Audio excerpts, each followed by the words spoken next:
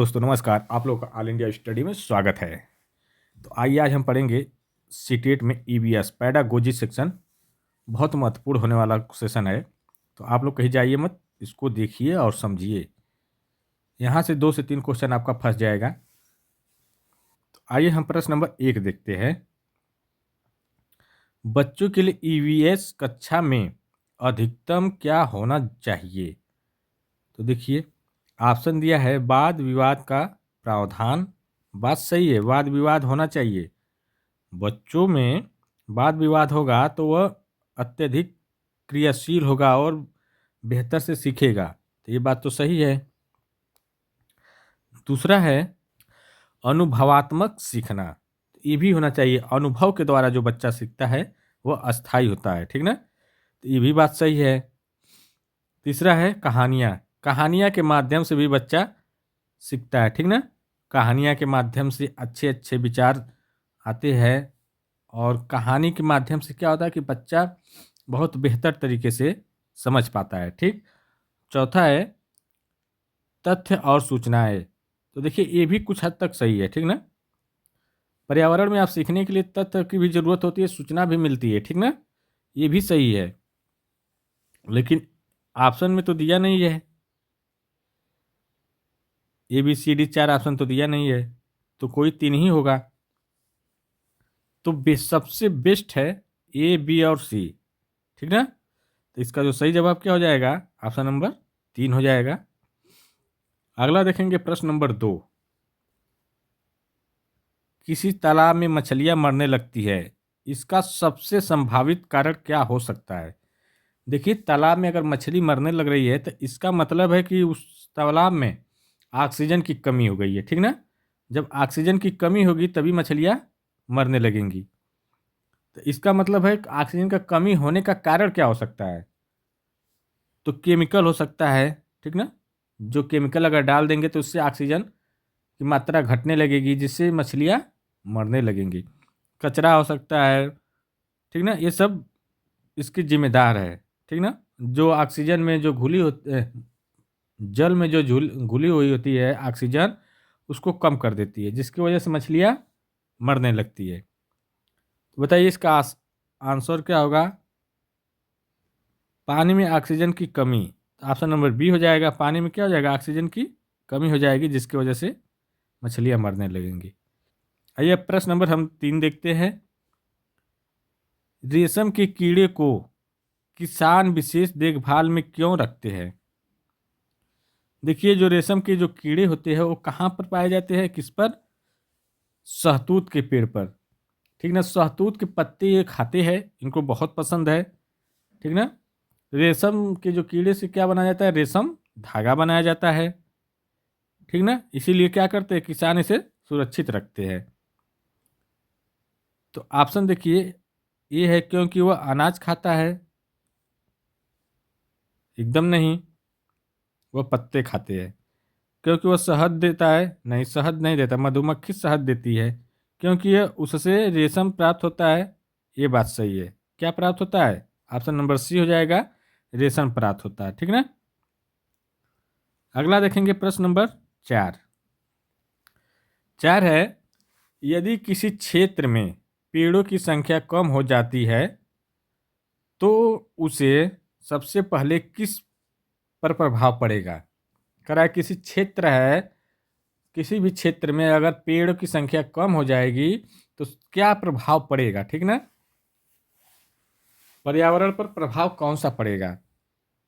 Option number A मिट्टी, पशु, मानव, सभी। तो देखिए, ये जो पड़ेगा, मिट्टी पर भी प्रभाव पड़ेगा। मिट्टी पर प्रभाव कैसे पड़ेगा कि मिट्टी अपरदन होगा, ठीक ना। अपरदन होकर के वो मिट्टी का कटाव होगा।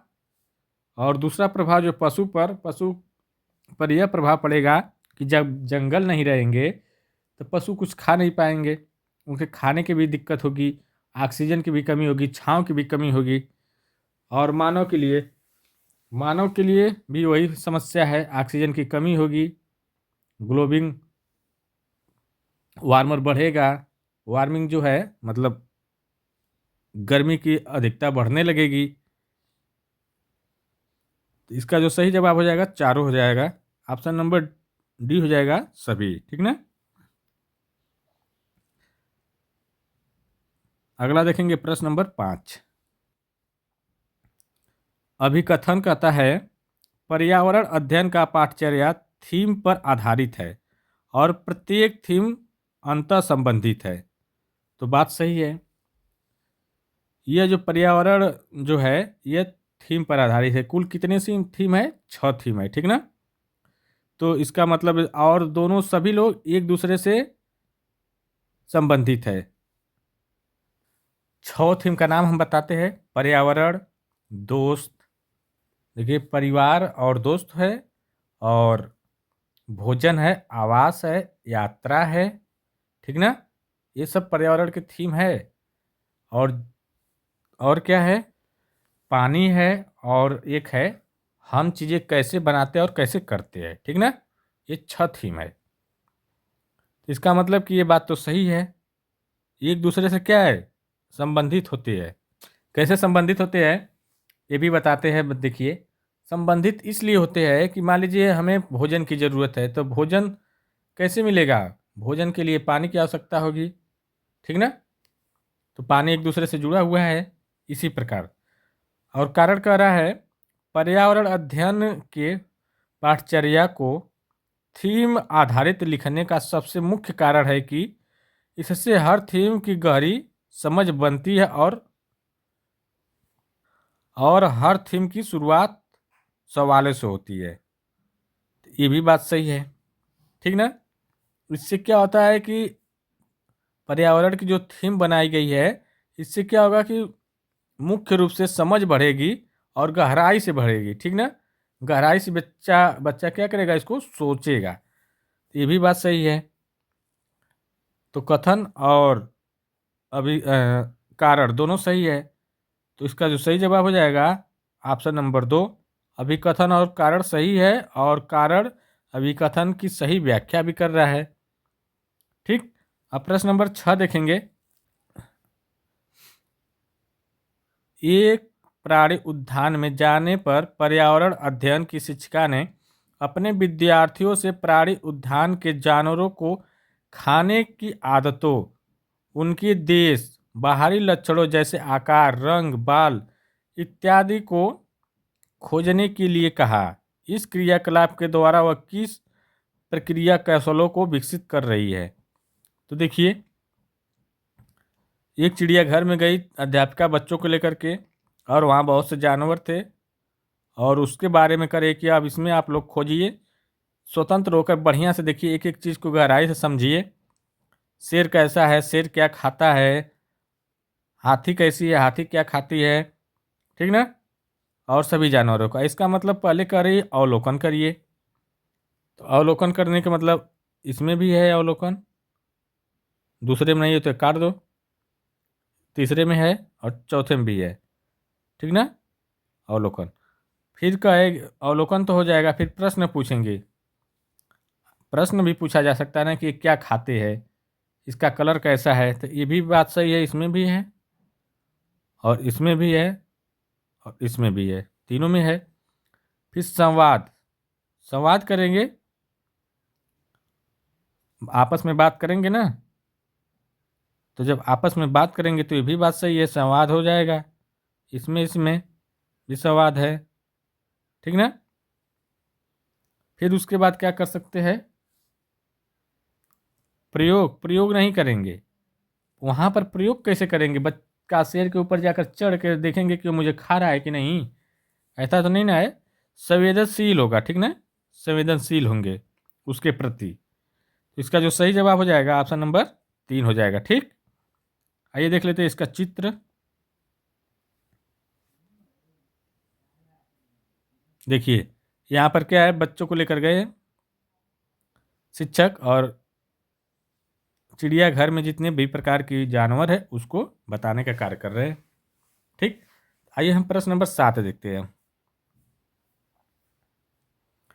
पर्यावरण अध्ययन की प्रकृति को निम्नलिखित में से कौन सा कथन सर्वोत्तम प्रकार से प्रदर्शित करता है? तो देखिए ऑप्शन नंबर 1 है पर्यावरण अध्ययन अपने आप में कोई अलग विषय नहीं है। बात तो सही है, अलग विषय नहीं है। ठीक, क्यों नहीं है? क्योंकि इसमें सभी आ जाते हैं। ठीक ना, तो ये कुछ हद तक ठीक है। ठीक, दूसरा है पर्यावरण अध्ययन उच्च प्राथमिक कक्षाओं के विषय और विज्ञान सामाजिक विज्ञान से पूर्व तक की तैयारी नहीं। पूर्व की तैयारी नहीं है, प्राथमिक विद्यालय से पूर्व उच्च कक्षाओं के लिए तैयारी नहीं है, तो ये गलत हो गया। तीसरा है पर्यावरण अध्ययन पर्यावरण और पर्यावरणीय समस्याओं के बारे में जागरूक और संवेदनशीलता। ये बात सही है, ये भी सही है। चौथा है पर्यावरण अध्ययन ईवीएस पर्यावरण अध्ययन पर्यावरणीय समस्याओं को दूर करने की कुशलता है। ये भी हद तक कुछ सही है, लेकिन इसमें सबसे बेस्ट कौन है, सर्वोत्तम पूछ रहा है। तो देखिए संवेदनशील, पर्यावरण के प्रति संवेदनशील और जागरूक होना, ये सबसे बेस्ट है। तो ऑप्शन नंबर 3 हो जाएगा सही इसका। ठीक, अब प्रश्न नंबर 8 देखते हैं। 8 क्या कह रहा है, ये तो बहुत बड़ा है, छोटा करते हैं। 8 है भावनाओं को साझा करने के बारे में एक अध्याय में एक छात्र पूछता है आप हमें ईवीएस में भावनाओं के बारे में क्यों सिखा रहे हैं? निम्नलिखित में से कौन सा उत्तर ईवीएस के इस पाठ को सिखाने के लिए प्रयोजन में सबसे अच्छा वर्णन है? ठीक ना, कह रहा है कि एक छात्र है, वह शिक्षकों से कह रहा है मुझे ईवीएस क्यों सिखा रहे हैं, इसका क्या महत्व होगा। ठीक ना, तो शिक्षक क्या जवाब दे रहा है उसको देखेंगे। प्रश्न ऑप्शन नंबर 1 है हम हर समय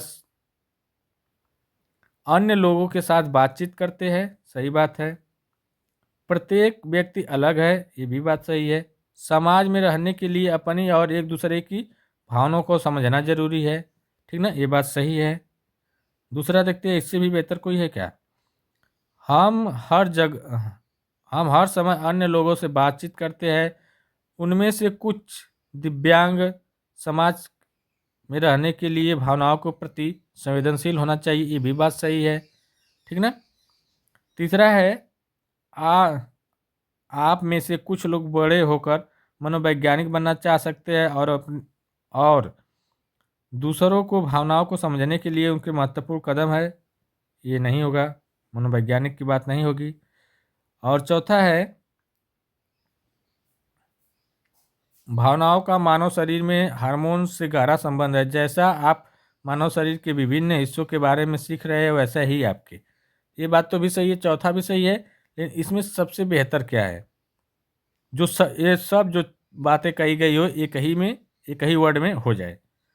तो देखिए हमें एक दूसरे के क्या भावनाओं को समझना चाहिए। इसे जब भावना को समझेंगे तो उसमें सब कुछ आ जाएगी। ठीक ना, मनोवैज्ञानिक भी आ जाएगी और गहरा संबंध भी आ जाएगा और मानव के बारे में सीखने का जो समझ है वो भी आ जाएगा। तो इसलिए इसका जो सही जवाब हो जाएगा ऑप्शन नंबर 1 हो जाएगा। ठीक, अगला देखते हैं प्रश्न नंबर 9। 9 है थीम यात्रा में बछेंद्री पाल की पर्वतारोहण के अनुभवों के वर्णन को सम्मिलित किया गया है। इन्हें सम्मिलित करने के क्या कारण हो सकते हैं? बछेंद्री पाल जो है माउंट एवरेस्ट को क्या कि चोटी पर शिखर चोटी पर पहुंची थी। माउंटेन एवरेस्ट का जो ऊंचाई है कितना है, 8,848 मीटर। ठीक ना, लिख देते हैं 8,848। ठीक ना, तो देखिए क्या है, यह अध्याय लिंग रूढ़िवादिता के प्रति चुनौती है। भाई बात तो सही है, क्योंकि वो बछेंद्री पाल लड़की है तो इसका क्या मतलब वो नहीं पहुंच पाएगी? वो भी पहुंच जाएगी। ठीक ना, जो लड़का कर सकता है वो लड़की भी कर सकती है। ठीक ना, ये सीटेट मानता है, एनसीएफ 2005 के अनुसार ये बताया गया है। जो लड़का कर सकता है वो लड़की भी कर सकती है, लेकिन कुछ मामलों में करती है, लेकिन सीटेट सब में मानता है, लेकिन कुछ मामलों में ये कर सकती है। ठीक ना,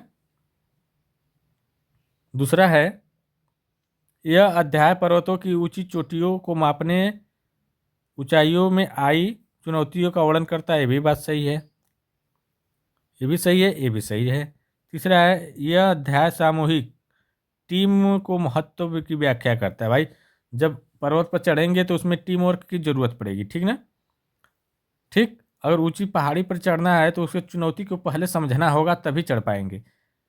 उसी तरह से पहाड़ लोग गए दौड़ते दौड़ते चढ़ जाए, ऑक्सीजन ऊपर जाने पर ऑक्सीजन की कमी होने लगेगी, इसीलिए ऑक्सीजन सिलेंडर वगैरह सब कुछ लेकर ही जाना पड़ेगा। चौथा है, यह अध्याय एक अनुकरणीय आदर्श को प्रस्तुत करता है। ये भी बात सही है, ठीक ना। ये अनुकरण करता है, नकल करता है, ठीक ना, ये भी बात सही है। तो ऑप्शन नंबर ए, बी, सी और डी तीनों से चारों सही हो जाएंगे। आइए इनका फोटो दिखाते हैं। ये देखिए बछेंद्री पाल है। ये सब प्रक्रिया होने के बाद ही चढ़ा जाता है, ठीक ना। ये सब प्रक्रिया हो गया, जब सब प्रक्रिया हो जाएगी तभी ये चढ़ सकते हैं लोग, ठीक ना। अगला देखते हैं प्रश्न नंबर 10। एनसीएफ 2005 के अनुसार प्राथमिक स्तर पर ईवीएस की सुराड़ का उद्देश्य, ऑप्शन नंबर 1 है पर्यावरणीय विषयों के संबंध में जानकारी का विकास करना। बात सही है। क्या होता है पर्यावरण जो वाली जो विषय है उसकी जानकारी का विकास करना, ये बात तो सही है। दूसरा है बच्चों की जिज्ञासा और सृजनात्मकता को पोषित करना, विशेष रूप से प्राकृतिक वातावरण के विषय में। ये भी बात सही है, प्राकृतिक में इसके लिए पोषित करना बहुत जरूरी होती है, सृजनात्मकता, ठीक ना। ये भी बात सही है। सी वाला है बच्चों की अधिगम क्षमता को विशेषकर एक मूर्त अधिगम अनुभव द्वारा बढ़ा देना। ये भी बात सही है, ठीक। चौथा है डी वाला, विद्यार्थी को एक रेखी नहीं मल्टीपल होना चाहिए, ठीक ना। बहुत देसी होना चाहिए, रेखी नहीं होना चाहिए। तो ये गलत हो गया, तो ए बी सी सही है, ऑप्शन नंबर ए। आइए प्रश्न नंबर 11 देखते हैं। रेशम के कीड़ों को किसान विशेष देखभाल क्यों रखते हैं। अभी हम बताए, क्वेश्चन आया था रेशम प्राप्त करने के लिए, ठीक ना। प्रश्न नंबर 12, यदि किसी क्षेत्र में पेड़ों की संख्या कम हो जाती है तो सबसे पहले किस पर प्रभाव पड़ेगा। ये भी आया था अभी, किस पर प्रभाव पड़ेगा, सभी पर पड़ेगा। प्रश्न नंबर 13 है, कौवा अक्सर कचरे के ढेर के पास क्यों पाया जाता है। तो देखिए कौवा कचरे के ढेर के पास इसलिए पाया जाता है, कौवा कैसा होता है, सर्वहारी होता है, ठीक ना। मांस भी खाता है और अन्य भी खाता है। तो सर्वहारी होने के कारण वह कचरे के पास जाता है ताकि मांस मिल जाए, मांस का टुकड़ा मिल जाए या अन्य मिल जाए, ठीक ना। वो अपने भोजन को आसानी से प्राप्त करने के लिए, ठीक ना। तो इसका जो सही जवाब हो जाएगा ऑप्शन नंबर सी। अब प्रश्न नंबर 14 देखेंगे। ऊँट को रेगिस्तान का जहाज क्यों कहा जाता है। देखिए ऊँट जो होते हैं रेगिस्तान में क्या होते हैं, बिना पानी पिए बहुत दिन तक, एक बार पानी पियेंगे तो बहुत दिन तक बिना पानी पिए रह सकते हैं, ठीक ना, जीवित रह सकते हैं। इसीलिए वहाँ पर पानी की मात्रा कम है, जिसकी वजह से ऊँट को रेगिस्तान का जहाज कहा जाता है, ठीक ना। रेतीला क्षेत्र होता है इसी वजह से। इसका सही जवाब क्या हो जाएगा, ऑप्शन नंबर सी हो जाएगा, वह पानी के बिना लंबे समय तक रह सकता है। अब प्रश्न नंबर 15 देखेंगे। पौधों में भोजन बनाने की प्रक्रिया कहलाती है। देखिए जो पौधा होता है ना, पौधों में भोजन बनाने की प्रक्रिया पूछ रहा है, तो क्या कहलाती है। श्वसन कहलाती है कि वात्सर्जन कहलाती है, प्रकाश संश्लेषण या अंकुरण। तो देखिए प्रकाश संश्लेषण कहलाती है, क्योंकि पौधे जो होते हैं प्रकाश संश्लेषण के द्वारा अपना भोजन बनाते हैं, ठीक ना। जैसे पौधे सूर्य के प्रकाश और जल और कार्बन डाइऑक्साइड से अपना भोजन बनाते हैं, जिसे प्रकाश संश्लेषण कहते हैं। ये भी समझ लेना। ऑप्शन नंबर सी करेक्ट हो जाएगा। प्रश्न नंबर 16 देखेंगे हम लोग। 16, यदि मधुमक्खियां समाप्त हो जाए तो सबसे अधिक प्रभाव किस पर पड़ेगा। अगर मधुमक्खी समाप्त हो जाएंगी, अगर मधुमक्खी मान लीजिए नहीं है तो क्या होगा, तो परागण जो होगा वो कम हो जाएगा। यह परागण में मुख्य भूमिका निभाती है, ठीक ना। तो ये कम हो जाएगा, क्या करती है कि इस फूल से उठा करके दूसरे फूल पर ले जाकर उसके बीज जो होते हैं रख देती है, तो उससे क्या होता है, उसमें परागण हो जाता है। जो एक परागण ही होते हैं, ठीक ना, फूल, वृक्ष। और फसल का भी उत्पादन भी कम हो जाएगा। तो इसका जो सही जवाब क्या हो जाएगा, सबसे मुख्य हो जाएगा परागण पर, सबसे बड़ा प्रभाव पड़ेगा परागण पर, ठीक ना। अब प्रश्न नंबर 17 देखते हैं। 17 है, कूड़ा कचरा खुले में फेंकने से कौन सी समस्या नहीं होती। ऑप्शन नंबर, बीमारियां फैलती है। भाई बीमारियां तो एकदम फैलती है। मच्छर पैदा होते हैं, ये भी बात सही है। जल प्रदूषण होता है, ये भी सही है। वर्षा अधिक होती है, नहीं। कूड़ा कचरा को अगर बाहर फेंकेंगे, खुले में फेंकेंगे, तो उससे ये नहीं कि वर्षा तेज होने लगेगी, वर्षा होगी, ठीक ना, ये गलत है। तो ये ऑप्शन सही हो जाएगा, गलत है लेकिन सही माना जाएगा, ऑप्शन कर रहा है नहीं, ठीक। अब प्रश्न नंबर 18 देखेंगे। यदि किसी गांव में लगातार कुएं सूखते जा रहे हैं तो इसका मुख्य कारण क्या हो सकता है। देखिए, जब कुआं सूखेगा ना, तो इसका सबसे मुख्य कारण जो होगा, भूजल का अत्यधिक दोहन होना, ठीक ना। अधिक वर्षा, जब अधिक वर्षा होगी तो वो सूखेगा नहीं। पेड़ की अधिकता होगी तो भी नहीं सूखेगा, और ऑक्सीजन बनेगी। ऑक्सीजन बनेगी तो उससे क्या होगा, बताइए। ऑक्सीजन जब बनेगी, छांव बनेगी, तो उससे कार्बन डाइऑक्साइड की मात्रा वाष्पोत्सर्जन होगा, तो उससे जाएगा बादलों पर, ऊपर से फिर बारिश कराएगा। ठंडा मौसम भी नहीं होगा, ठंडा मौसम से नहीं मतलब है, सूख रहा है ना। भूजल का अत्यधिक दोहन मतलब भूमि का जो जल है उसका अत्यधिक उपयोग हो रहा है। जैसे बोरवेल, बोरवेल समझ रहे हैं, बोरवेल मतलब जो ट्यूबवेल गढ़ते हैं उसको, ठीक ना। मोटर से पानी खींचना, मोटर पंप से नीचे से पानी खींचना इस समय। और इस समय क्या आ गया है, घर घर लग रहा है, बताइए आप लोग।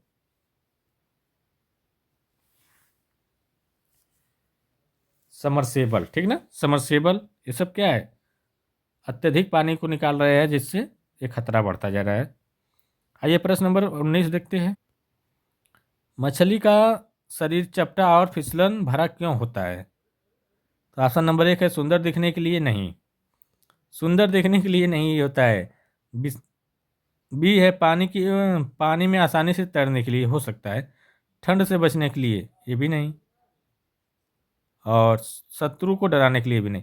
क्या है, पानी में आसानी से तैर लेते हैं, नाव के अनुमान मछली होती है ना इसका शरीर, और अंदर से क्या होता है, इसमें हवा भर जाती है, ठीक ना, जिससे क्या होता है, आसानी से तैर पाती है मछलियाँ। तो ऑप्शन नंबर बी हो जाएगा। प्रश्न नंबर 20 देखेंगे। यदि किसी क्षेत्र में केवल एक ही प्रकार की फसल उगाई जाए तो उसका सबसे बड़ा नुकसान क्या होगा। तो देखिए, जब किसी भी क्षेत्र में लगातार एक ही प्रकार की फसल उगाई जाएगी तो वहाँ की जो मिट्टी होती है उसका पोषक तत्व तो क्या हो जाएगा, समाप्त हो जाएगा, ठीक ना। इसे एकल फसल प्रणाली को क्या होगा, नुकसान होगा। या इसे मान लीजिए क्या कह सकते हैं, एकल फसल प्रणाली भी कह सकते हैं, ठीक ना। जब एक ही प्रकार की फसल उगाई जाएगी तो उर्वरता घटेगी। तो ऑप्शन नंबर बी हो जाएगा, ठीक। 21 है, उल्लू रात में अधिक सक्रिय क्यों होता है। तो देखिए, उल्लू जो रात में अधिक सक्रिय इसलिए होता है, उसे दिन में नींद नहीं आती है, ऐसी बात नहीं है, दिन में नींद का मतलब नहीं है। दूसरा है, उसकी आंखें कमज़ोर होती है, ये भी बात नहीं है। उसकी दृष्टि रात के लिए अनुकूल होती है। वह क्या करता है, उल्लू रात में देखता है, अच्छा से देख लेता है, दिन में नहीं देख पाता है। और ये भी समझ लीजिए, उल्लू एक निशाचर जीव है, ठीक ना। निशाचर उसी को तो जो रात को जागता है, दिन में सोता है, ठीक ना। और उल्लू की आंखें कैसे देख सकती है, सभी प्रकार के कलर को नहीं देख सकती है। जो भी कलर उसको दिखेगा, चाहे वो लाल पीला नीला कोई भी कलर हो, बस उसको सफ़ेद और काला में ही दिखेगा। बस दो ही कलर दिखेगा, सफ़ेद और काला, ठीक। आइए प्रश्न नंबर 22 देखते हैं।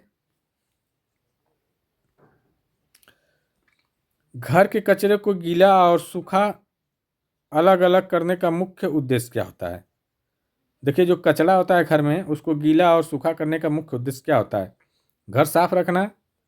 बात तो सही है, लेकिन साफ रखने से मतलब नहीं है, साफ तो रखना ही है, लेकिन इस गीला कचरा और सूखा कचरा का अलग अलग रखने का उद्देश्य पूछ रहा है। कचरा कम करना, वो तो अलग चीज़ है, होगा ही। सी वाला पुनर्चक्रण आसान बनाना, ये बात सही है। ऑप्शन नंबर सी, पुनर्चक्रण का मतलब होता है कि रिसाइकल करना, ठीक ना। रिसाइकल क्या हो जाए, आसानी से हो जाएगी। प्लास्टिक कागज के जो कचरे होंगे अलग रखेंगे और गीला कचरा को अलग रखेंगे तो रिसाइकल करने में आसानी होगी। ठीक, गीला कचरा को हम खाद के रूप में बदल सकते हैं। ठीक, खाद मतलब जो जैविक खाद होती है ऐसी। अगला देखेंगे प्रश्न नंबर 23। यदि किसी बच्चे को बार बार बीमारियां हो रही है तो ईवीएस के लिए ईवीएस के अनुसार सबसे उपयुक्त कारण क्या हो सकता है। तो देखिए, जब बच्चे को बार बार बीमारी हो रही है ना, तो इसका मतलब है कि उसको क्या होगा, स्वच्छता की ज़रूरत है, स्वास्थ्य को स्वच्छता की ज़रूरत है और पोषक तत्वों से जोड़ने की ज़रूरत है, ठीक ना। और गंदगी से दूर रहने की ज़रूरत है, गलत और गंदगी वाला भोजन नहीं खाने की ज़रूरत है। असंतुलित भोजन व गंदगी से दूर रहना है, ठीक ना। तो इसका सही जवाब क्या हो जाएगा, असंतुलित भोजन व गंदगी के कारण ऐसा हो रहा है। प्रश्न नंबर 24 देखेंगे। एक पेड़ को प्राकृतिक एयर कंडीशनर क्यों कहा जाता है। वे ठंडी हवा छोड़ते हैं, बात तो सही है, ठंडी हवा छोड़ते हैं, हद तक कह सकते हैं। वे छाया देते हैं, ये भी बात कह सकते हैं। वे तापमान कम करते हैं, ये भी कह सकते हैं। वे ऑक्सीजन बनाते हैं, ये भी कह सकते हैं। तो बताइए कौन सा सही होगा, सबसे उपयुक्त। देखिए, सबसे सही होने का कारण है, जब पेड़ पौधे होंगे तो पहला नंबर तो तापमान कम करेंगे, ठीक ना। जब तापमान को कम करेंगे तो ऑक्सीजन बन गया, ठीक, छाया भी मिल जाएगी। इसमें सबसे बेहतर कौन होगा, ऑप्शन नंबर सी हो जाएगा। ठीक, अगला देखेंगे प्रश्न नंबर 25। यदि किसी नदी में कारखाने का कचरा छोड़ा जाए तो सबसे पहले कौन सा प्रभाव दिखाई देगा। नदी सूख जाएगी, ऐसी बात नहीं है। नदी में जो जल जीव मरने लगेंगे, ये बात सही है। जल जीव क्यों मरेंगे, क्योंकि ऑक्सीजन की कमी होगी कचरे से। कचरे में केमिकल वगैरह सभी अलग प्रकार की मात्रा होती है, ठीक ना, जो ऑक्सीजन के लेवल को कम करती है। तो वह जब कचरा नदी में जाएगा तो जल जीव जो क्या होंगे, मछलियाँ मरने लगेंगी, जिससे बहुत नुकसान है, ठीक ना, सभी के लिए नुकसान है जल प्रदूषण, ठीक ना। तो इसका सही जवाब ऑप्शन नंबर बी हो जाएगा। देखिए, अब यहीं पर क्लास को समाप्त करते हैं। वीडियो अच्छी लगी तो चैनल को लाइक कर दीजिए, शेयर कर दीजिए और मिलते हैं अगले वीडियो के लिए। तब तक के लिए नमस्कार।